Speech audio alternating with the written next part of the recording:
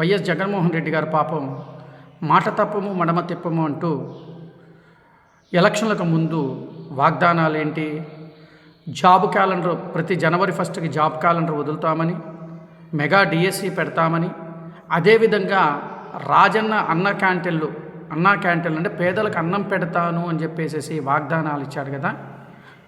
మరి ఆ వాగ్దానాలన్నీ ఏమైపోయినాయి అంటే అది మాట తప్పటం కాదా? మరి ప్రజలందరినీ ఎందుకు ఈ విధంగా మోసం చేశారు? తర్వాత ఇరిగేషన్ మంత్రి అనిల్ కుమార్ యాదవ్ కూడా పాపం ఏం మాట్లాడాడు, 2021 కల్లా పోలవరం ప్రాజెక్టు పూర్తి చేస్తాము అని చెప్పేసి మాట్లాడారు. అది ఆ వీడియో క్లిప్పింగ్ కూడా మీరు ఒకసారి చూడండి. తర్వాత సాక్షాత్ ముఖ్యమంత్రి గారు పాపం ఏం చెప్పాడు పోలవరం ప్రాజెక్టు గురించి 2021, 22, 23, 24, ఇప్పుడు ఫైనల్గా ఏం చెప్తున్నాడు, 25 దాకా పూర్తి చేయలేము అని చెప్పేసి.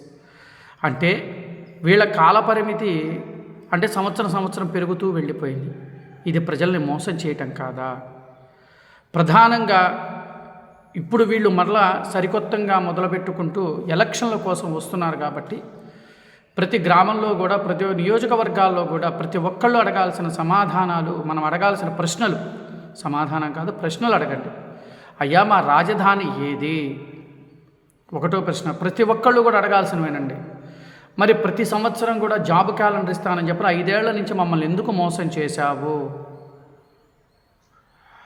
యువతులు తప్పుదోవ పడుతున్నప్పుడు ఈ గంజాయి వల్ల యువకులు పాడైపోతుంటే దాని మీద ఏం చర్యలు తీసుకున్నారు?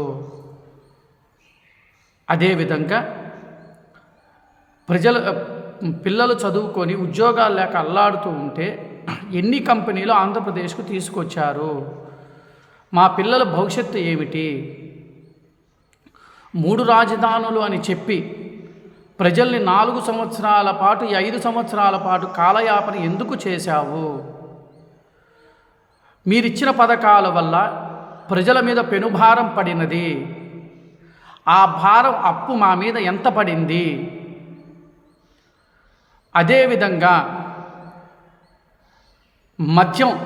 మద్యపాన నిషేధం దశలవారీగా చేస్తానని చెప్పి మరి ఇంతవరకు ఎందుకు మీరు మద్యపాన నిషేధం ఎందుకు చేయలేదు?